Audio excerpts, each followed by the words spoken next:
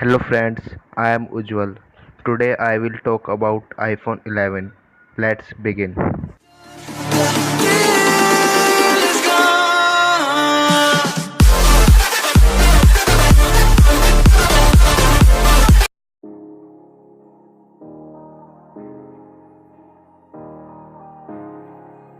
Apple iPhone 11 smartphone has been launched. The phone has a 6.1-inch liquid retina display, which run on the fastest A13 Bionic chipset ever. It is with dual SIM support, in which one nano SIM and the other eSIM can be used.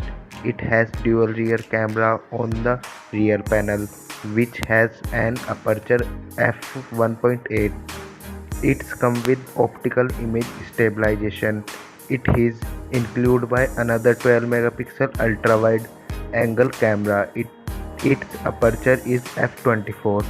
It's come with 120-degree field of view. The camera has features such as SDR, night mode, portrait mode. It will be able to record 4K videos. The front of the phone has a 12 megapixel camera which support 4K and slow mode videos. This phone will be come in 64, 128 and 256 GB storage variant. The price of 64 GB variant will start from 64,900 rupees.